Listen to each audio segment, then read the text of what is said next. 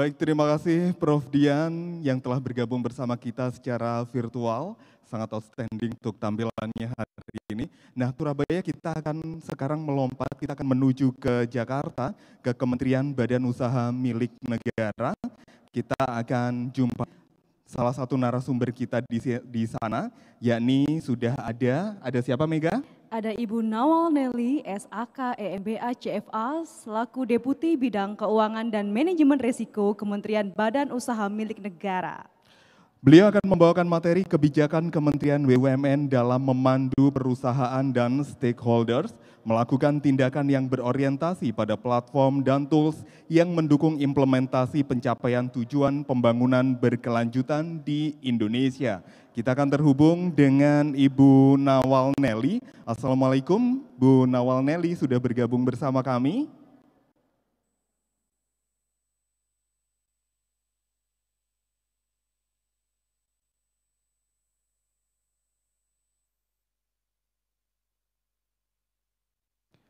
Baik, Ibu bisa mohon untuk berkenan open video, kameranya dibuka demikian, agar seluruh peserta dalam konferensi dapat bergabung. Baik, tampaknya sudah muncul, tadi sempat muncul sedikit di videotron kami di sini. Selamat pagi, Bu Nawal.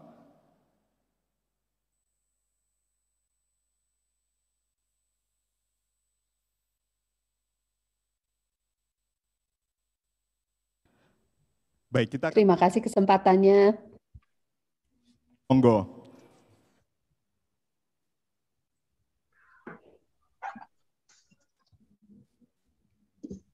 Oke, boleh mulai izin? Sorry. Bisa. Oke, izin share screen. Terima kasih nih pertama-tama kepada IAI yang saya hormati untuk memberikan kesempatan untuk menjelaskan perspektif dari Kementerian BUMN. Bismillahirrahmanirrahim. Assalamualaikum warahmatullahi wabarakatuh. Salam sejahtera Bapak Ibu sekalian. Izin mungkin di dalam beberapa menit ke depan kita akan mulai menjelaskan kerangka berpikir di dalam Kementerian BUMN, terutama terkait dengan pelaporan akuntansi dan integritas laporan keuangan.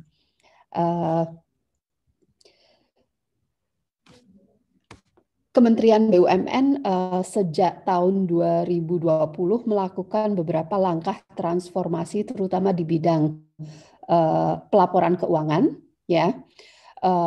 Kita melakukan beberapa transformasi yang antara lain ditujukan untuk mengestablish GCG yang diperlukan membangun Management Information System modern untuk Kementerian BUMN. Ya, kenapa kok kita merasa bahwasanya langkah-langkah ini perlu? Setelah kita rekap dan kita pahami, secara kolektif aset BUMN yang ada di NERA yang sudah diaudit tahun 2020 itu cukup signifikan terhadap kegiatan ekonomi. Jadi kolektif BUMN yang sudah terkonsolidasi itu kisaran asetnya di besaran 55%. Di besaran pendapatan kita di kisaran 15% dari total GDP. Dengan adanya size yang seperti ini, arti penting penyusunan dan integritas laporan keuangan dan informasi keuangan secara keseluruhan dianggap penting. Ya. Kedua, kita evaluasi portfolio BUMN yang ada di kita, karannya 108, tapi ini kita karena ada beberapa pembentukan klasterisasi dan holdingisasi, jumlah itu akan bergerak. Hampir semua BUMN yang ada di portfolio kita memiliki peranan strategis. Peranan strategis baik itu dalam menjalankan proyek strategis nasional atau secara individu atau secara kolektif memiliki dampak sistemik pada ekonomi. Baik itu dalam stakeholder karyawan maupun non-karyawan yang sekiranya harus dibangun dengan angka-angka keuangan yang jujur. Ya. Yang ketiga, kenapa kok kita memerlukan laporan konsolidasiannya ini dengan eliminasi? Sebagian besar setelah kita evaluasi, itu interkoneksi antar BUMN sebagai satu kesatuan value chain itu juga cukup besar. Oleh karenanya, pada saat inisiatif awal pembangunan MIS ini adalah pemetaan related party transaksi antara kementerian antar BUMN di dalam kementerian BUMN. 3 landasan ini sebenarnya meng-highlight betapa pentingnya BUMN terhadap ekonomi Indonesia, notabene pentingnya integritas dan kejujuran laporan keuangan yang masuk dalam feed masing-masing BUMN untuk kepentingan analisa selanjutnya. Nah, kita sebenarnya MIS BUMN kita tuh cukup sederhana, ya. Kita menggunakan teknologi infrastruktur yang kita layerkan di sebelah kiri. Itu adalah technological architecture. Mungkin aku nggak terlalu banyak bicara di situ. Di sananya itu adalah functional architecture daripada MIS Kementerian BUMN. 25. Sorry, maaf. Functional architecture ini kita bagi menjadi 3 fungsi utama, yaitu digital financial reporting, digital planning, dan digital monitoring. 3 komponen besar MIS BUMN, Management Information System BUMN ini adalah building block daripada proses perencanaan strategis dan monitoring strategis masing-masing BUMN. Khusus untuk langkah pertama, yaitu adalah langkah atau digital financial reporting. Termasuk di situ adalah proses eliminasi dan konsolidasi. Itu cycle implementasinya kita udah mulai sejak April sampai dengan Mei 2021. Ini kita dibantu oleh IAI, terima kasih sekali ini dengan Prof. Mardiasmo, dan esteemed colleague dari IAI yang membantu menyusun chart of account yang dapat digunakan secara universal oleh 108 BUMN. Dan itu prosesnya kita mulai April sampai dengan Mei. Sekarang kita memiliki universal account yang ada di Kementerian BUMN, yang mana masing-masing BUMN memiliki pemetaannya dari chart account individu, chart of account, master chart of account lah, ya. Proses komunikasi antara dengan BUMN sudah smooth. Saya bangga dengan koleg-koleg saya dari BUMN yang menjalankan proses ini dengan keakuratan yang semakin hari semakin meningkat. Information pack is essentially a map of the chart of account plus identification of interrelated party transaction. Begitu pack tersebut, kita melakukan proses validasi ini di Kementerian BUMN. Kita juga melakukan proses eliminasi dan konsolidasi. Engine-nya kita pakai Python di situ. Dan kita biasa lakukan output-nya menggunakan output agregasian per BUMN, agregasian per cluster, ya. Finalisasi laporan keuangan tentu saja ini kan karena it's a complex process in a sense that you want to get comfort bahwasanya kalkulasi-kalkulasi yang kita hitung itu konsisten. Dan program yang kita implementasikan, program Python script yang kita implementasikan itu sudah sesuai dengan kaidah-kaidah yang umum berlaku, ya. Begitu selesai kita finalisasi, kita mintakan di review oleh kantor akuntan publik, ya, karena kita bukan institusi legal entity yang memiliki kewajiban pelaporan, kita menggunakan review sesuai SPA 3000. Ya, di mana opininya adalah opini negative assurance. Kalau yang kita jalankan, digitalisasi prosesnya kita integrasikan dengan platform yang kita gunakan di Kementerian BUMN, kita menggunakan Anaplan. This is the cycle for the digital reporting process. output dari laporan keuangan agregasian, of course it will be surat dari penyusun, yang mana itu Kedeputian Keuangan dan Manajemen Risiko, opini auditor, di sini kebetulan yang terpilih EY, laporan neraca dan laba rugi. Ini tahun pertama kita menyusun laporan keuangan agregasian, jadi kita belum punya perubahan, laporan yang bersifat perubahan, dan di sini adalah laporan perubahan cash flow dan laporan perubahan modal. Jadi kita terbatas pada laporan neraca dan laporan laba rugi. Tahun depan harusnya sudah lebih komprehensif karena sudah ada starting point-nya. Dan yang terakhir adalah rincian catatan atas laporan keuangan selayaknya laporan keuangan eksternal yang biasa dilakukan oleh masing-masing BUMN. Nah, laporan keuangan agregasian yang kita susun ini bukan merupakan laporan atas institusi kolektif BUMN karena kita nggak ada holding kalian BUMN. Ya, jadi bisa dianggap laporan ini adalah semacam laporan pro forma dan oleh karenanya tidak sepenuhnya bisa disejajarkan dengan laporan keuangan perusahaan yang memiliki legal ring fencing baik itu PT, CV maupun institusi legal lainnya. Nah, ini adalah satu building block. Tadi saya mention di MIS BUMN ada digital financial reporting. This is the section on the digital financial reporting. The next section adalah digital planning, ya. Dan ini prosesnya kita sedang berjalan. BUMN akan melakukan perencanaan tahun 2022-nya. Tahun ini kita mulai digitalisasi, mulai dengan membangun platformnya. Sekalian platformnya ini dicoba. Dan di sini masing-masing BUMN partisipasinya interaktif, ya, mengikuti planning cycle yang ada di kementerian. Karena planning cycle belum selesai, maka daripada itu juga digitalisasi prosesnya ini sebenarnya sedang diuji.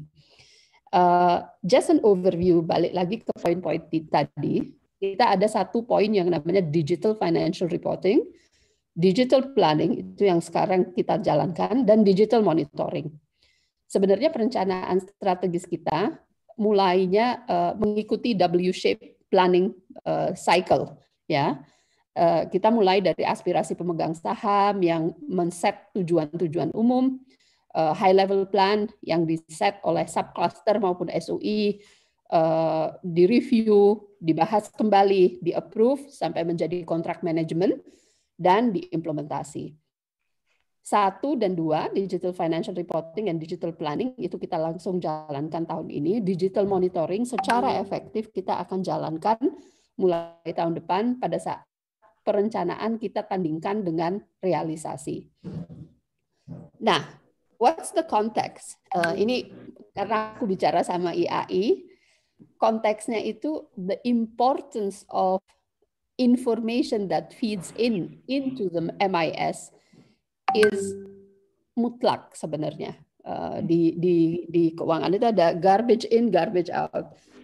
So we want to prevent informasi yang masuk di situ tidak berkualitas. Makanya laporan keuangan berintegritas dan berkualitas itu amat sangat diperlukan untuk menghindari pengambilan keputusan investasi yang salah, merefleksikan resiko bisnis yang sesungguhnya, ya, menciptakan kepercayaan, refleksi baik kepercayaan daripada perusahaan dengan eksternal maupun dengan moral manajemen yang ada di dalam BUMN masing-masing. Dan yang terakhir adalah dengan sesungguhnya meningkatkan efisiensi dan efektivitas. Tanpa informasi yang benar, 4 tujuan utama ini will fall apart. We are susceptible to make wrong investment decision. We will be susceptible to underestimate our risk. Yeah, will not create trust, and eventually efisiensi dan efektivitas yang kita harapkan itu nggak bisa terrealisasi. To that extent, tanggung jawab pemilihan KAP merupakan tanggung jawab bersama di kementerian dan stakeholder lainnya. Ini aku sekalian ngajak regulator juga. Kementerian BUMN ini sebenarnya shareholder, perwakilan daripada shareholder di RUPS. Ya, komitmen dari pimpinan puncak kami itu adalah mendorong budaya akhlak. Ya, kami mengharapkan peranan manajemen dalam melaporkan hasil keuangannya itu prudent dan konservatif. Ya. Dan kami mengharapkan dari KAP agar tetap menjalankan skeptisme profesional to challenge management presentation.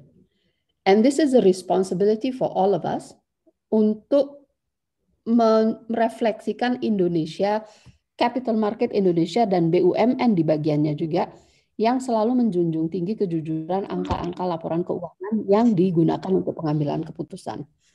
Nah, ini mungkin aku nggak akan terlalu banyak karena kita udah ngomong di sini ya, dari kami dari Kementerian BUMN, kami amat sangat berharap ya dari profesi penunjang dan lain sebagainya untuk menjaga integritas secara keseluruhan. Kami mengharap dari Dewan Komisaris dan Komite Audit untuk merefleksikan dan comply dengan peraturan OJK yang ada terkait GCG.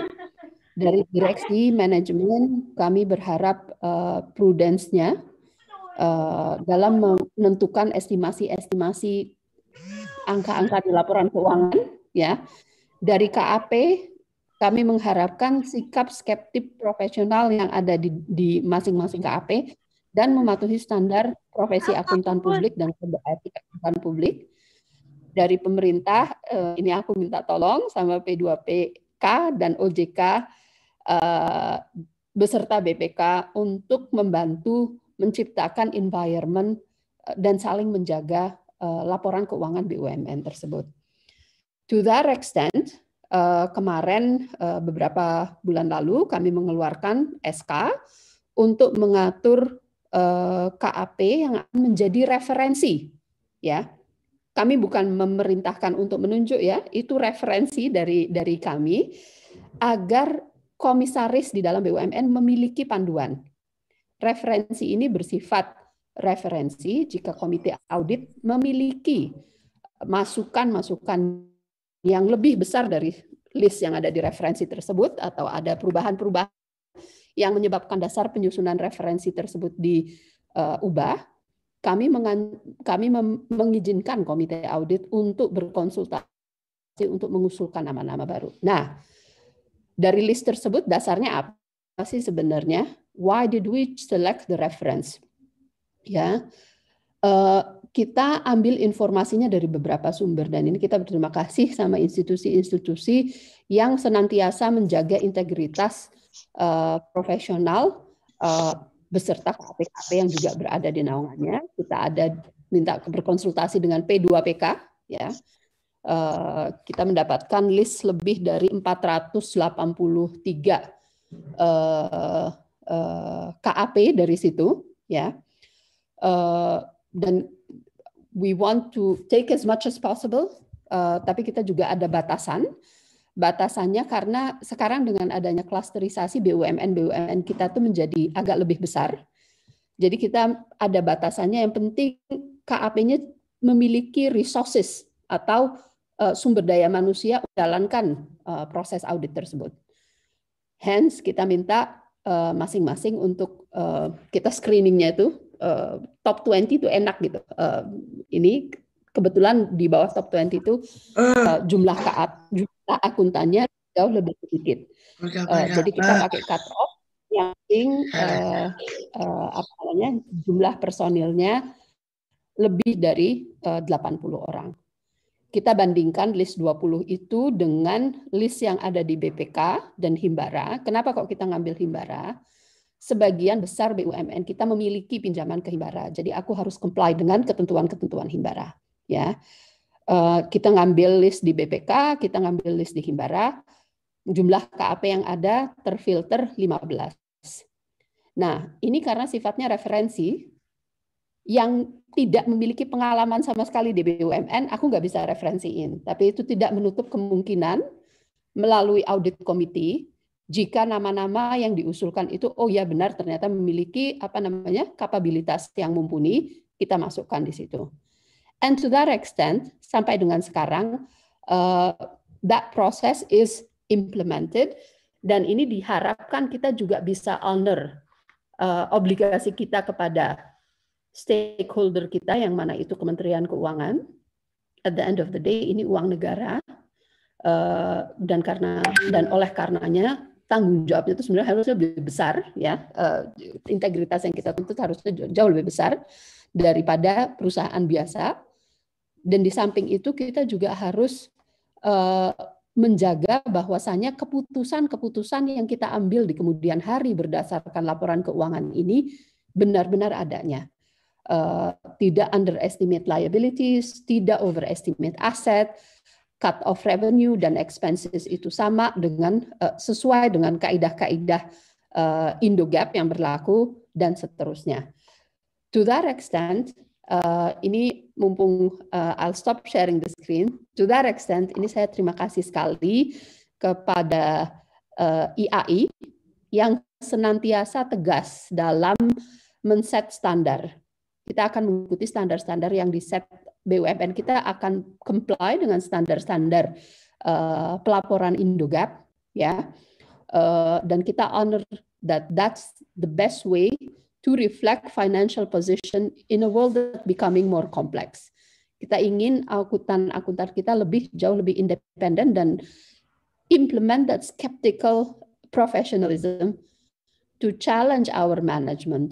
Kita berharap dari manajemen kita agar konservatif, ya, dalam menyajikan angka-angka laporan keuangan, eventually with the right reflection of information, right reflection of risk, eventually as a collective organization, hopefully kita akan gain trust dari investor world, dan di samping itu juga get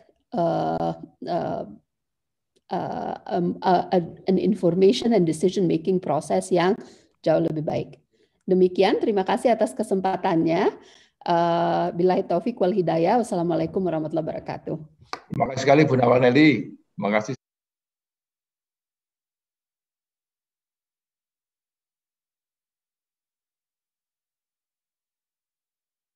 Dan untuk tetap stay sebentar karena akan kita lakukan pengambilan foto bersama, dan juga kepada seluruh peserta yang saat ini bergabung secara virtual dan mungkin masih ada yang belum membuka kamera, kita mohon kesediaannya untuk dapat membuka kamera sejenak untuk dapat berfoto bersama.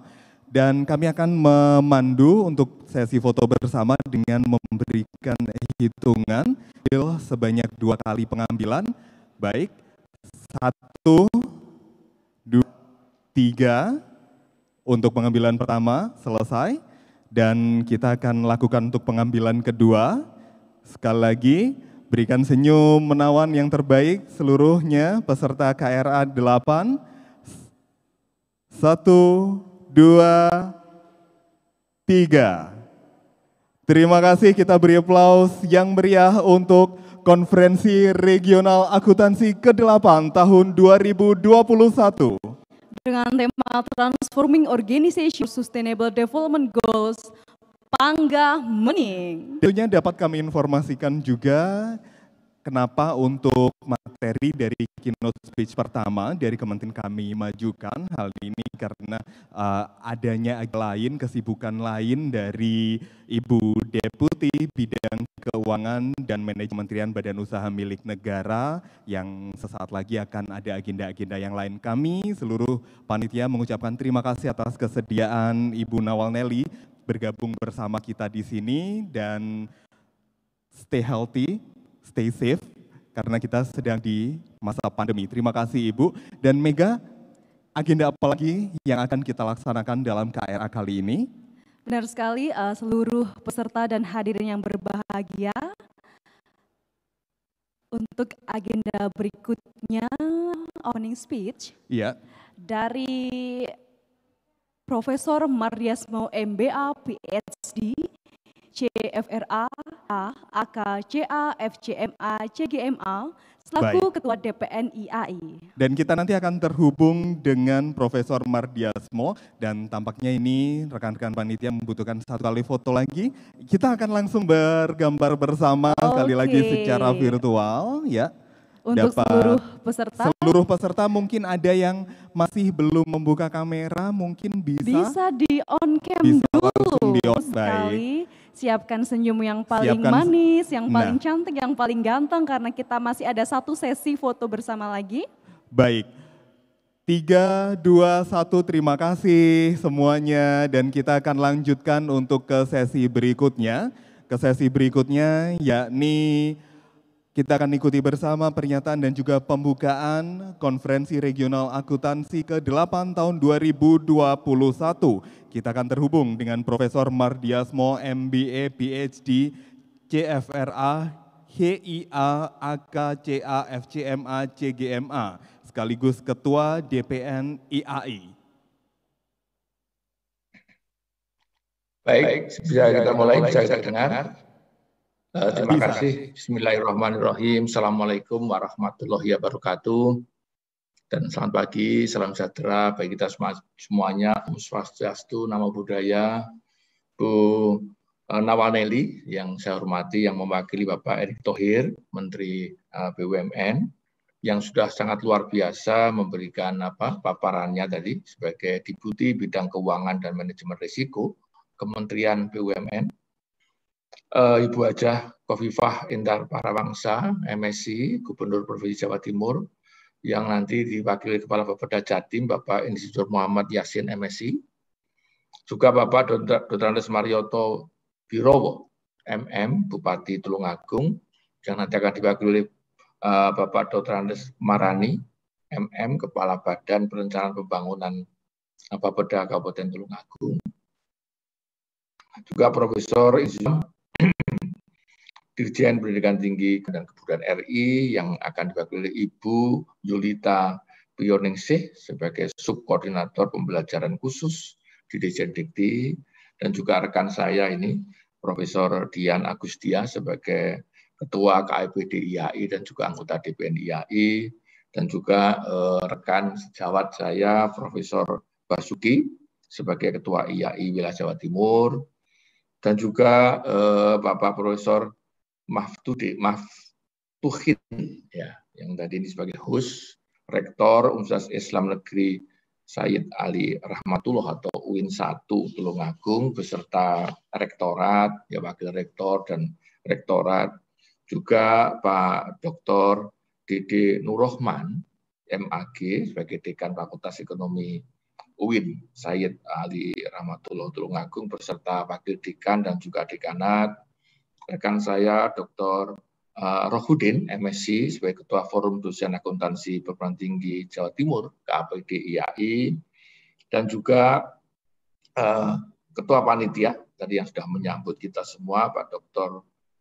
Komarul Huda ya, dan juga seluruh panitia yang sudah bekerja luar biasa, yang sudah bisa menghadirkan, dan juga terima kasih kepada 36 pimpinan perguruan tinggi sebagai co-host untuk acara yang luar biasa keren ini.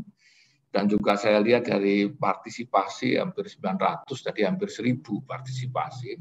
Dan memang ini dilakukan secara hybrid, baik yang luring maupun yang daring, saya kira luar biasa. Dan para pembicara, ini ada Pak Muhammad Supriyadi, SE AKCE dari narasumber panel seminar, dan juga Profesor Eko Ganis, ya, rekan kita dari Universitas Brawijaya yang akan juga sebagai bicara, reviewer, dan para panelis, para mahasiswa yang tadi sudah 240 paper, sudah diseleksi lagi menjadi 150 paper dan sebagainya. Jadi KRA 8 ini luar biasa keren, Bapak Ibu sekalian. Sekali lagi saya mengucapkan terima kasih. Saya mulai dengan pantun ini yang diberikan oleh Pak Prof. Basuki ini. Burung Garuda terbang menukik, melayang-layang gagah perkasa. Selamat datang para akuntan pendidik, mari majukan akuntansi dan bangun bangsa.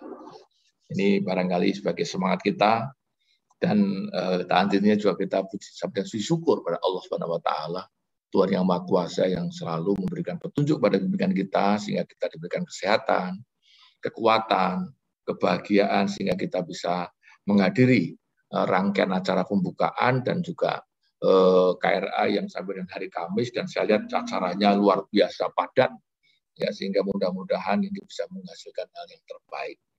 Di mana Konferensi Regional Akuntansi atau KRA yang ke-8 tahun 2021 ini juga mengambil tema yang sangat luar biasa, Transforming Organization for Sustainable Development Goals atau SDGs, Panggah Mening.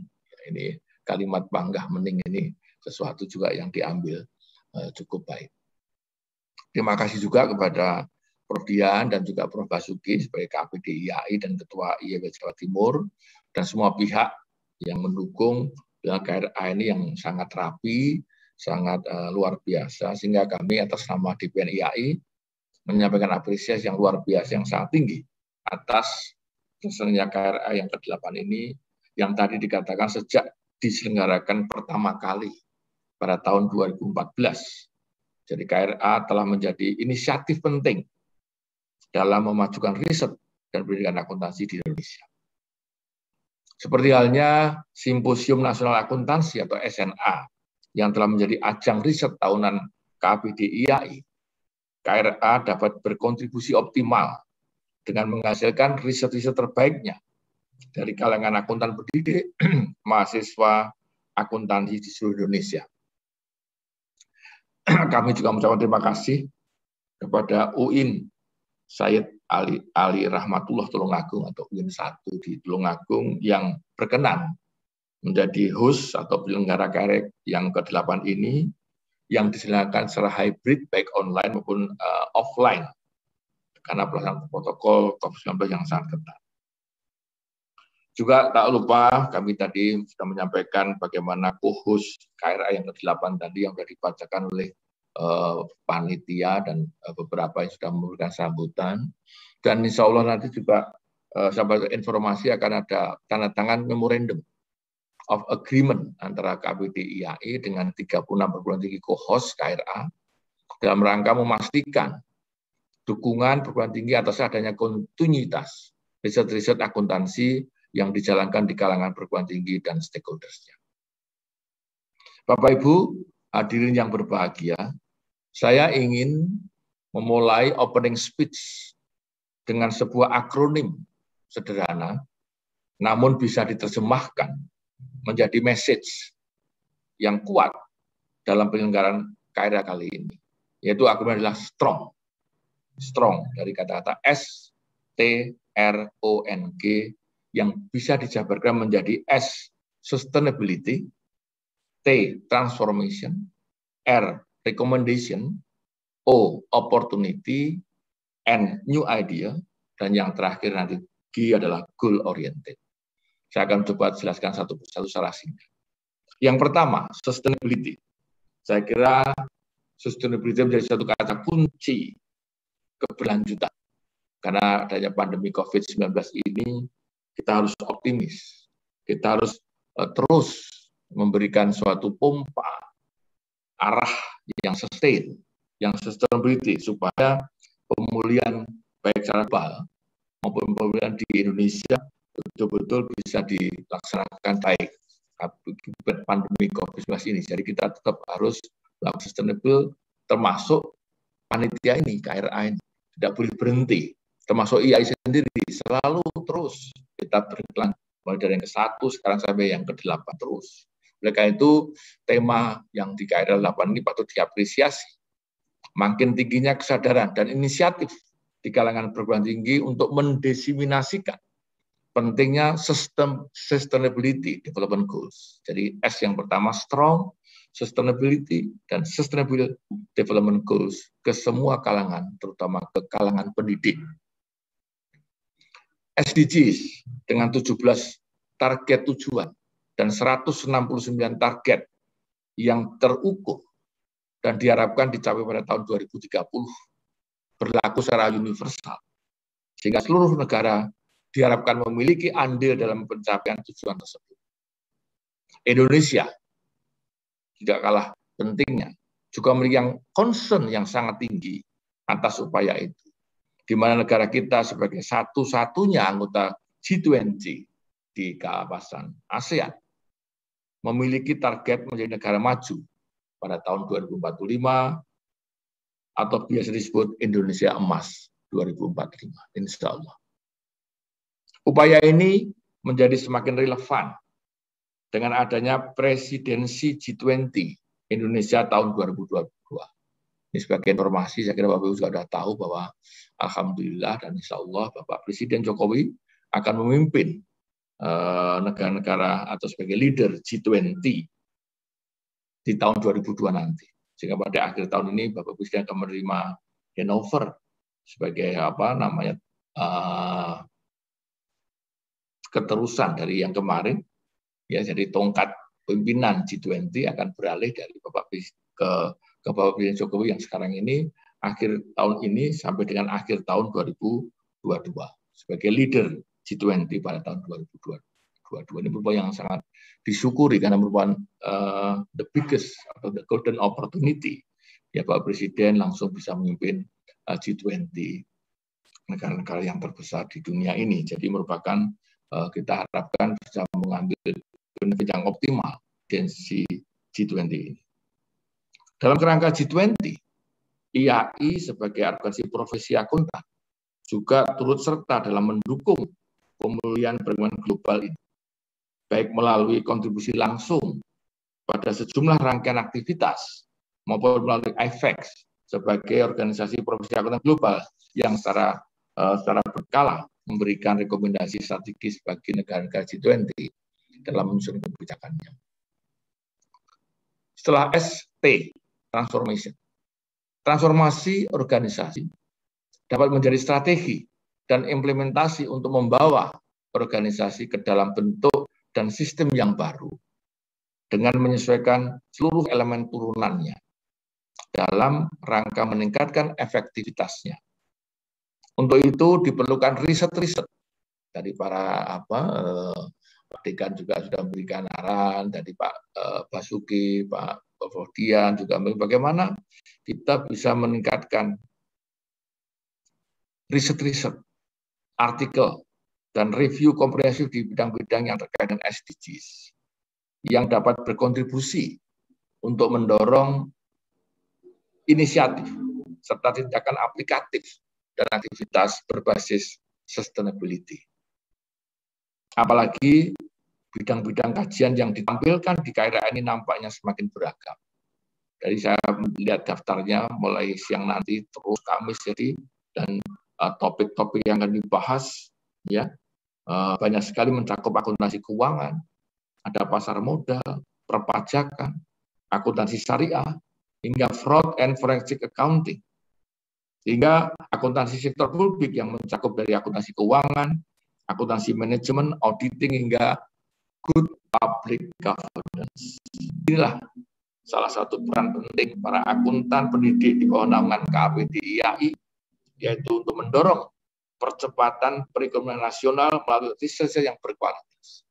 Saya ulangi, bagaimana kita punya peran penting termasuk KAPD IAI untuk mendorong percepatan perekonomian nasional melalui riset yang berkualitas dan memenuhi prinsip-prinsip yang kemarin pada saat kita bicara dengan Prof. Basuki dan Prof.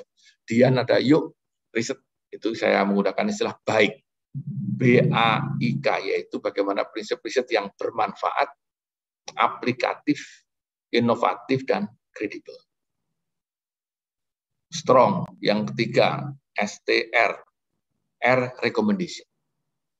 Terkait G20, IFEC telah mengeluarkan rekomendasi dalam bentuk IFEC G20 Call to Action 2021 yang mengukuhkan kembali bahwa profesi akuntansi global merupakan mitra strategis G20 yang berpotensi menggerakkan pembangunan perekonomian global ke arah sustainability, inklusivitas, dan kesejahteraan.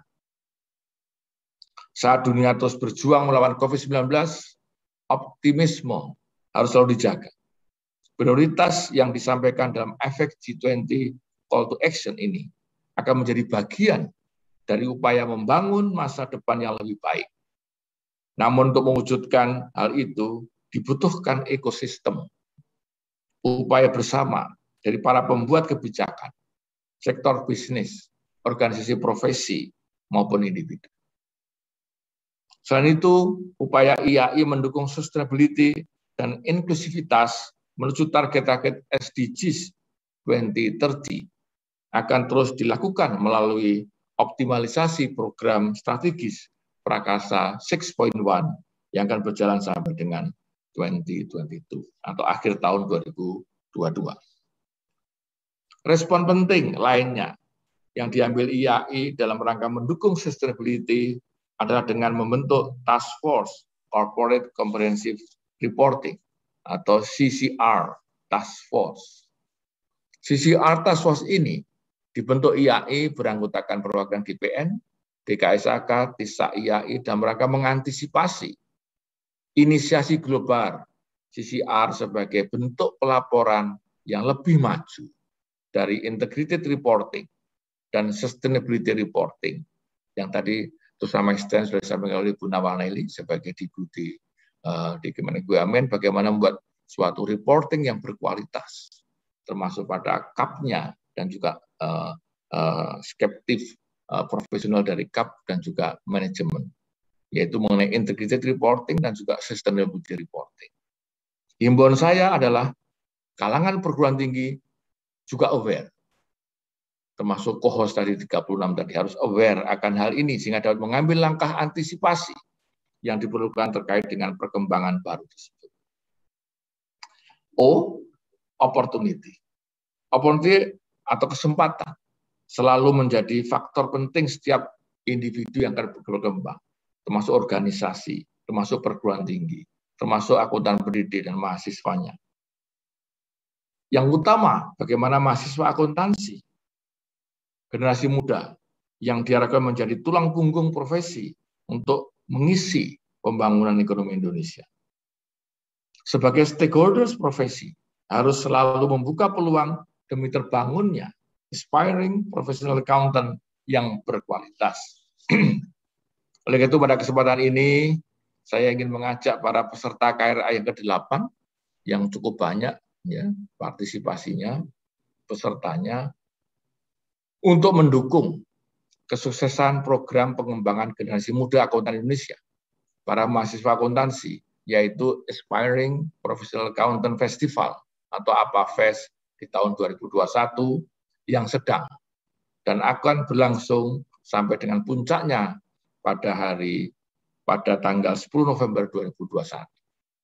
Bertepatan dengan peringatan International Accounting Day. Jadi mudah-mudahan nanti para peserta KR8 ini bisa ikut berpartisipasi dalam APAFest tahun 2021 ini, termasuk adanya pemberian beasiswa. And new idea. Dalam rangka mendapatkan hasil riset yang relevan dengan kondisi kekinian, selain mengacu pada panduan yang sudah ada, akuntan pendidik mestinya selalu berpikir out of the box, things out of the box, sehingga muncul ide-ide baru yang lebih segar, lebih implementatif, dan millennial approach. Ya, karena mahasiswa kita sudah mulai millennial, sehingga kita harus mencoba memberikan ruang pada mahasiswa untuk berpikir ya, yang lebih maju, lebih segar dengan milenialnya. Kita sebagai akuntan pendidik perlu lebih jeli dan cermat mengamati permasalahan bangsa ini dan menjadi solution of the nation melalui riset-riset yang mutakhir dan bermanfaat. Dinamika teknologi yang informasi yang semakin berkembang cepat, saya kira sudah dibahas banyak di perguruan tinggi, seperti adanya artificial intelligence, big data, blockchain, robotik, proses automation, berbagai teknologi lainnya dapat menjadi tools untuk percepatan pemulihan ekonomi nasional, sekaligus, saya ingatkan sekaligus, selain untuk IT juga sekaligus menimbulkan risiko terkait keamanan data, validitas data, dan risiko lainnya yang perlu dimitigasi. Jadi perkembangan IT juga harus diimbangi dengan mitigasi risiko yang hati-hati, jangan sampai ada hal yang tidak kita inginkan bersama, sehingga ada mitigasi risiko yang terukur juga. Akuntan pendidik harus mampu mencermati perkembangan yang ada dan menjadikan sebagai suatu terobosan dalam menghasilkan riset-riset yang berkualitas, riset-riset yang berbasis teknologi, yang dapat mendorong transformasi digitalisasi dalam berbagai sektor, seperti riset penerapan data analytical dalam proses penanganan dan pencegahan korupsi, atau riset lain yang mendorong transparansi dan akuntabilitas pelaporan keuangan melalui optimalisasi teknologi informasi. Last but not least, yang G, strong, G yang terakhir, goal oriented. Prinsip ini perlu dipegang teguh karena dalam kondisi kekinian yang dipengaruhi oleh aspek digital dan teknologi yang serba cepat, orientasi pada hasil, saya kira pada outcome based menjadi penting. Walaupun ini bukan berarti kita mengabaikan proses, karena pada dasarnya keduanya harus berjalan sesuai koridor masing-masing. Tapi kita ingin the ultimate goals-nya, outcome-nya, kalaupun sampai ke impact-nya, dampak. Dengan kompetensi yang dimiliki oleh Bapak Ibu akuntan pendidik yang hadir pada KRA yang ke-8 ini, saya yakin kita dapat memberikan kontribusi yang optimal dan maksimal bagi negeri melalui riset yang bermanfaat. Bapak Ibu sekalian, pada bagian akhir kembali kami ingin mengapresiasi semua pihak yang terkait dalam pengembangan KRA dan sudah sampai ke KRA yang ke-8 dengan harapan agar aktivitas seperti ini bisa menghasilkan riset-riset yang berkualitas, yang mumpuni, sehingga dapat memberikan kontribusi optimal dalam pembangunan nasional, termasuk dalam upaya mencapai target SDGs 2030 dan Indonesia Emas 2045. Dengan mengucapkan Bismillahirrahmanirrahim, mari kita buka dan kita mulai konferensi regional akuntansi yang ke-8 bertema Transforming Organizations for Sustainability Development Goals, Panggah Mening. Demikian, selamat mengikuti konferensi, selalu tepat patuhi protokol penanggulangan COVID-19, dan terus semangat. Billahi taufiq walhidayah. Assalamualaikum warahmatullahi wabarakatuh dan selamat siang.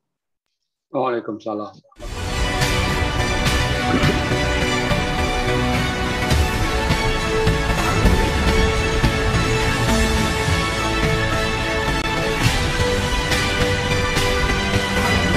KRA 8 Panggah Mening. Panggah Mening. Panggah Mening. Panggah Mening.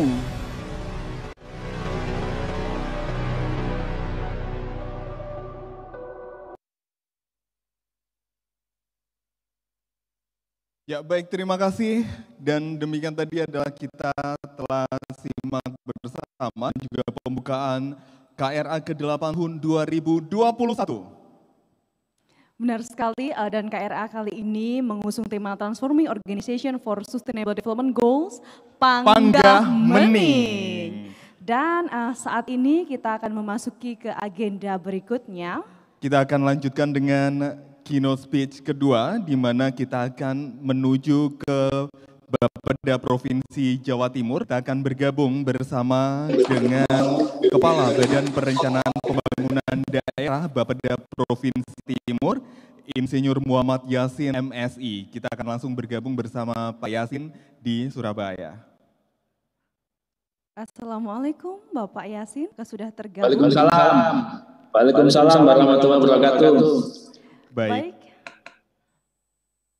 Bisa dilanjutkan Pak dengan materi yang akan diberikan hari ini, yakni tentang arah kebijakan dan strategi pencapaian target tujuan pembangunan berkelanjutan pemerintah Provinsi Jawa Timur. Baik, terima kasih. Assalamualaikum warahmatullahi wabarakatuh. Yang saya hormati Bapak Dr. Haji Dedi Nur Rahman, selaku Dekan Fakultas Ekonomi Universitas Islam Negeri Said Ali Fatur Rahmatullah. Yang saya hormati rekan saya Pak Mariani, Kepala Bapeda Tulungagung yang mewakili Pak Bupati. Tentunya yang saya hormati Profesor Mardiasmo selaku Ketua Dewan Pengurus Nasional IAI. Terima kasih Pak. Ya, sampai ketemu lagi, sehat Pak Mardiasmo ya. Ya Pak, sampai ketemu lagi Pak. Yes. Yang saya hormati Pak Ian Agustian, Ketua DPD IAI Jawa Timur, dan tentunya seluruh narasumber dan undangan yang hadir baik secara luring maupun daring pada kesempatan kali ini. Pertama-tama tentunya saya menyampaikan permohonan maaf Ibu Gubernur, karena mestinya beliau pengen sekali untuk hadir langsung, namun karena bersamaan waktunya dengan kegiatan lain yang tidak bisa ditinggalkan sehingga menugaskan kepada saya. Bapak Ibu sekalian yang saya hormati, tentunya pertama saya menyampaikan selamat atas terselenggaranya Konferensi Regional Akuntansi yang ke-8 tahun 2021 ini. Tentunya juga selamat kepada Sohibul Bait, Uin Said Ali Rahmatullah yang ditunjuk menjadi host pada kesempatan kali ini. Mungkin saya singkat saja, izin share, tapi ini nanti bisa dibagikan. Paparannya Ibu Gubernur cukup banyak, ada 36, tapi saya akan sampaikan singkat saja. Pertama, Bapak Ibu sekalian, bahwa Jawa Timur ini adalah provinsi yang sangat luas dengan jumlah penduduk yang tertinggi di Pulau Jawa ini juga. Kemudian kita ada 38 kabupaten kota, kemudian 666 kecamatan, desanya ada 7.724 desa dan kelurahannya ada 777 kelurahan. Tentunya terkait dengan SDGs ini sangat penting. Bagaimana untuk mengelola sebuah daerah dan penduduk yang luas dan jumlahnya yang banyak ini. Saya tidak akan cerita apa itu SDGs dan sebagainya, karena saya yakin Bapak Ibu sekalian sudah sangat memahaminya, di mana bahwa ini sebenarnya adalah transformasi dari MDGs ke SDGs yang awalnya hanya 8 tujuan, 18 target, menjadi 17 tujuan, 169 target. Kalau SDGs itu 17, nah kalau Kementerian Desa itu menambahkan, tadi sudah disinggung ada 18 tujuan. Bapak Ibu sekalian, lanjut, ini transformasi MDGs ke SDGs. Saya tidak akan ceritakan, yang jelas bahwa prinsipnya Bapak Ibu sekalian, tujuan pembangunan berkelanjutan ini adalah integration, universal, dan no one left behind. Ini yang paling penting. Bagaimana program-program ini nantinya bisa kita laksanakan dengan melibatkan semua pemangku kepentingan serta memberikan manfaat bagi semua, terutama yang rentan. Bapak Ibu sekalian, terkait dengan pemetaan goal and indikator, ini sebagaimana yang ini memudahkan pemahaman bagi Bapak Ibu sekalian, teman-teman peserta seminar kali ini. Lanjut, kami akan lanjut terkait dengan bahwa Jawa Timur dalam rangka mengawal, kita sudah membuat rencana aksi daerah untuk tujuan pembangunan berkelanjutan melalui Peraturan Gubernur nomor 83 tahun 2020, dan kita juga sudah bentuk timnya untuk tim pelaksana rencana aksi daerah tujuan pembangunan berkelanjutan. Bagaimana refleksi SDGs ini dalam program Ibu Gubernur? Ibu Gubernur punya dalam visi misinya punya program Nawabakti Satya. Ada 9 Nawabakti, 9 pengabdian yang kemudian diaktualisasikan dalam bentuk indikator kinerja utama, ada 11 indikator. Kita lihat misalnya terkait dengan pilar pertama pembangunan sosial, kita lihat dengan capaian kemiskinan di Jawa Timur, progresnya sampai dengan 2021 ini.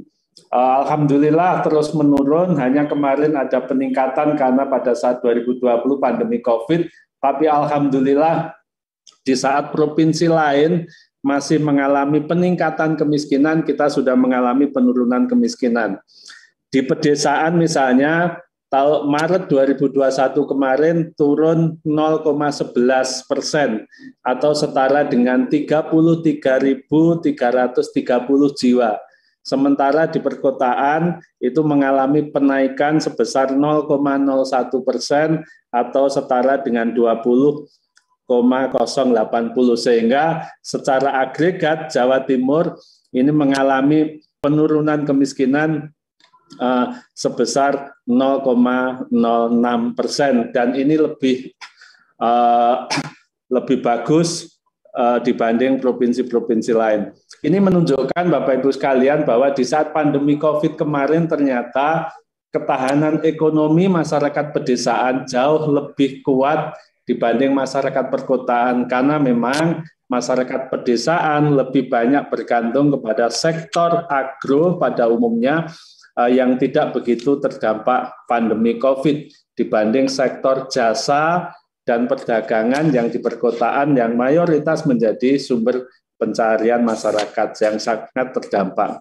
Lanjut, ini Bapak Ibu sekalian, kemiskinan kabupaten kota se-Jawa Timur, memang kalau bicara persentase yang tertinggi ada di Sampang, kemudian yang terendah ada di Kota Batu. Yang merah ini di atas rata-rata Jawa Timur yang 11,46%, kemudian yang kuning ini di atas rata-rata nasional, tetapi sudah di bawah rata-rata Jawa Timur. Sedangkan yang hijau ini di bawah rata-rata nasional, jadi cukup bagus. Lanjut. Kemudian bagaimana terkait dengan pertumbuhan ekonomi? Alhamdulillah, pertumbuhan ekonomi Jawa Timur pada triwulan kedua di 2021 ini Pak Mardiasmo ini ahlinya. Kita alhamdulillah tumbuh sebesar 7,05% year on year. Nilai ini mengalami peningkatan dibandingkan triwulan 2 pada tahun 2020 dengan nilai sebesar 5,84%. Sedangkan secara kumulatif pertumbuhan ekonomi Jawa Timur pada triwulan 2021 mengalami kenaikan sejumlah 6,61%.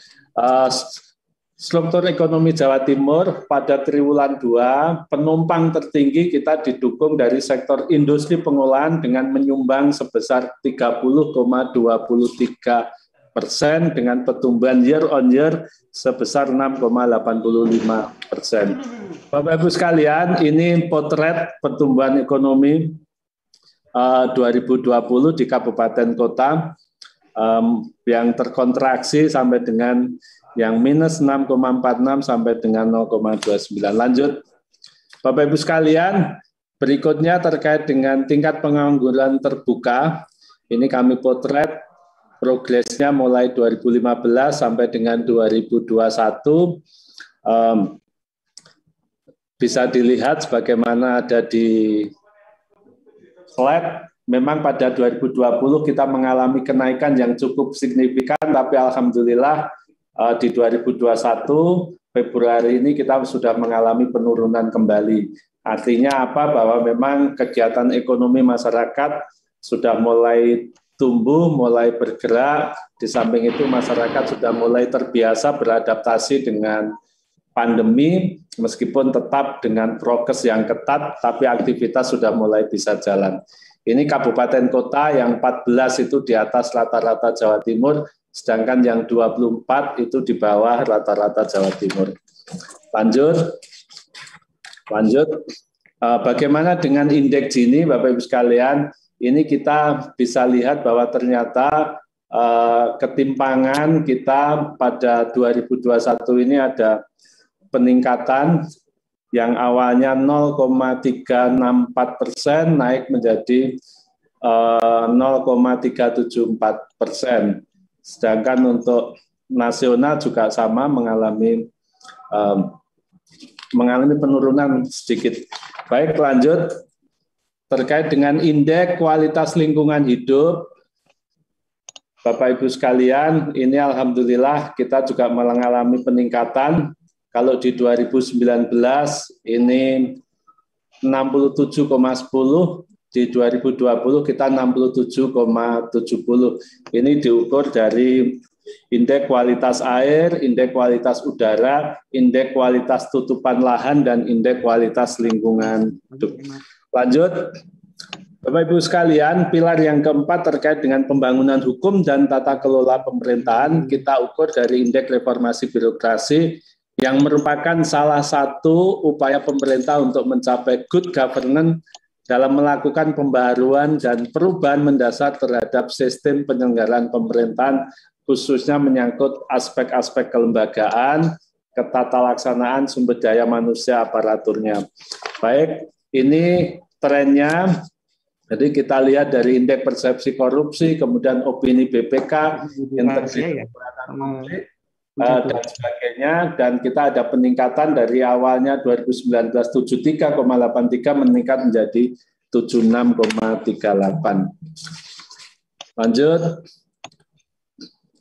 Ini Bapak Ibu sekalian, ini sangat relevan dengan para ahli akuntan ini karena kita setiap saat semua program kegiatan yang kita lakukan ini diukur baik dari laporan pertanggungjawaban keuangan maupun laporan pertanggungjawaban kinerja yang diukur dengan menggunakan SAKIP. Alhamdulillah kita mendapatkan berturut-turut nilai A dan sampai 2020 ini skor kita 2,38%. Bapak Ibu sekalian, saya kira ini yang bisa saya sampaikan terakhir, bagaimana terkait dengan percepatan pencapaian SDGs. Tadi sudah kami sampaikan bahwa kita sudah menyusun rencana aksi, kemudian kita juga sudah melakukan tahapan pelaksanaan SDGs di provinsi dengan membangun kesadaran dan pembentukan kelembagaan. Tadi sudah ada timnya, kemudian kita juga membangun kemitraan yang penting. Saya kira pemerintah ini tidak akan mampu tanpa disupport dari sehingga dukungan, kolaborasi, kerjasama semua pihak menjadi kunci keberhasilan membangun Jawa Timur. Termasuk misalnya alhamdulillah Ibu Gubernur ini dengan dukungan semua Forkopimda, semua masyarakat, ternyata penanganan pandemi COVID di Timur sungguh luar biasa hasilnya. Hari ini kita semua sudah masuk hampir di level 1 dan tidak ada yang orange, semuanya sudah di level kuning, dan ini tentunya adalah keberhasilan semua pihak dalam rangka bersama-sama menangani pandemi COVID. Saya kira ini Bapak Ibu sekalian yang bisa saya sampaikan. Sekali lagi terima kasih pada semuanya yang sudah terlibat dalam seminar ini.